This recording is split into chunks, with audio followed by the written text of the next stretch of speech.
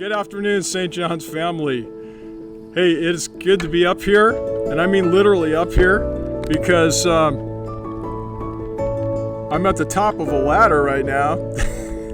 I'm up here to make a point, actually. I want to recite a verse from Isaiah chapter 55, verse 12 on this beautiful Wednesday afternoon. You shall go out with joy and be led forth with peace, and the mountains and the hills will burst forth before you, and all the trees of the fields will clap their hands. All the trees of the fields will clap their hands. My brother and I loved playing in trees. When we were growing up, it was what we loved to do more than anything else. I remember being able to step out onto a magnolia tree that was in our front yard right into the roof of our house. And of course, I never told my parents that, but man, did we love playing in those trees. And there's nothing better for me, even today, than walking through a beautiful grove of majestic coastal redwoods.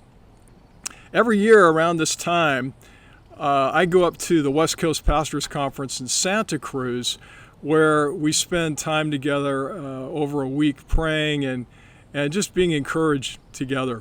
And of course, this year that conference has been canceled, but what I remember and what I love to think about is those walks through the Henry Cowell redwood forest, which is just nearby in Santa Cruz.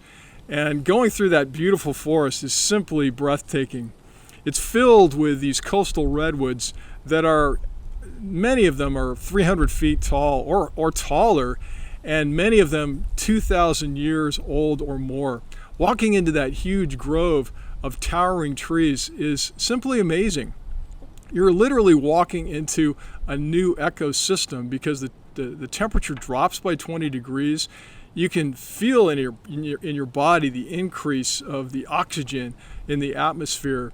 It's so invigorating just to take a walk through that forest. And for me, it's a reminder of God's presence.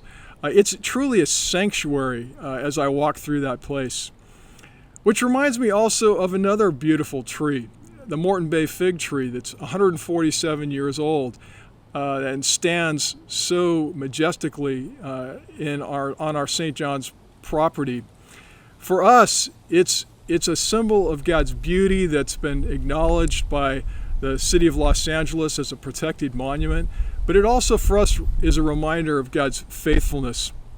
You know, when we heard that a similar tree that had been planted around the same time in the Olvera Street area actually died last year, we were even more grateful for the health and the vitality of the tree that's on our own property, and we don't take it for granted.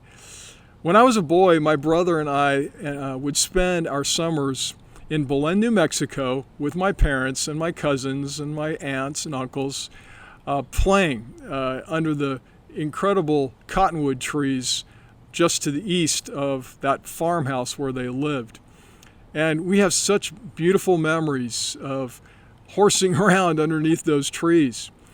The cottonwood sap is very sweet smelling, and it releases billions of these cottony seeds that pile up like snowdrifts in the summertime.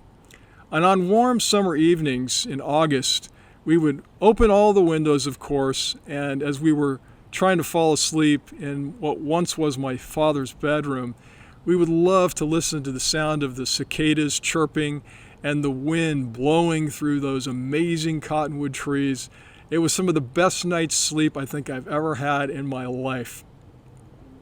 Years later, after my grandmother and grandfather died and the farmhouse was sold, I returned to that land once again with my family after a reunion in New Mexico. I wanted my girls and I wanted Lisa to see that land, even though they couldn't actually see the house anymore. And I remember walking up the long, dusty road that led to the farmhouse and just standing there on the footprint of that house and all the memories flooding back. There was nothing there. The house was gone. It was barren and undeveloped. But thank God, just to the east of that house, those majestic cottonwood trees were still standing. And I remember walking over to those trees like two old friends and just staring up into their branches. And I thank God for all the memories that started to flood back.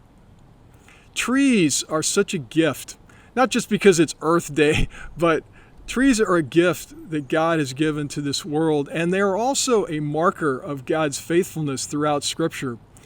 The fig tree is the only species that's actually named in the Garden of Eden. And of course, Adam and Eve used the leaves from a fig tree to cover themselves up as a kind of proto-underwear when they realized they were naked. But that's not the only tree, of course, that's mentioned in Scripture. There are a lot of other trees. When Abraham left his homeland and journeyed to Canaan, his first stop was the oak of Moreh. And that beautiful, majestic oak, which is still celebrated to this day, seemed like a metaphor of Abraham's faith in God, but also God's promise to make of him a great nation and to make his family line fruitful. Isaiah says something similar when he says that the people of God, as they follow and walk in God's ways, will be called oaks of righteousness. Now, in Solomon's temple, another tree is prominent, and that actually is the palm tree, which was engraved, as we're told in the Torah, on the inner and outer sanctuary walls. And the crowds, remember, waved palm branches as well as Jesus entered Jerusalem on that first Sunday of Holy Week before he gave his life for us on the cross. Remember also the sycamore tree? You know, when I visited the Middle East and Europe some years ago, I was amazed at how many sycamore trees there are around that area. And of course, we have sycamore trees here as well. We remember that Zacchaeus climbed one in order to see Jesus better. Right behind me actually is a sycamore tree on our property, which is at least 60 to 70 feet tall. I'm sure Zacchaeus would have gotten a good view from our tree. And we can't forget also the olive tree. When a dove returns to Noah with an olive branch in its mouth, it's a sign to Noah that the flood has receded. And the olive tree has always been a symbol of God's peace, God's shalom over the earth. Remember also that Jesus, when he wanted to pray outside the city of Jerusalem, would go to the Garden of Gethsemane to an ancient grove of olive trees, which are still there to this day.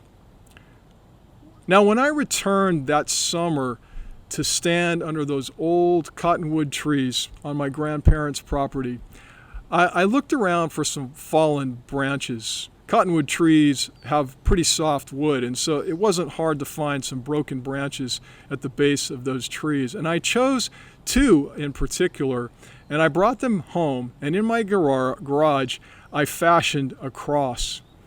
And that cross actually hangs on the wall in my side office. You've seen it many times when I'm doing the virtual worship service because it's right behind me there.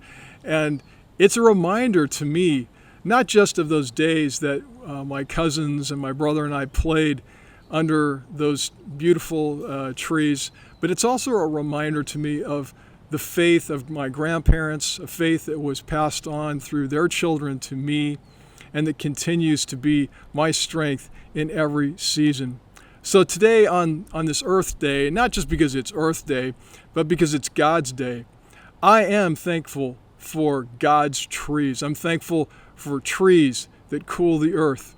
I'm thankful for trees that capture carbon dioxide and release oxygen into the atmosphere, and that provide food and shelter for birds and for animals, and trees that create beauty in the city and in the country.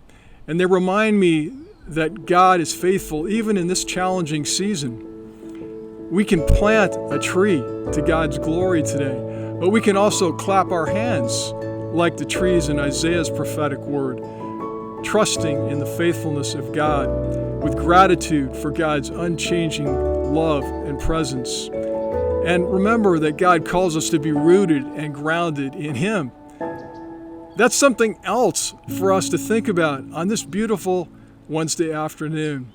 May God bless you on this Earth Day. And now I'm going to get off of this ladder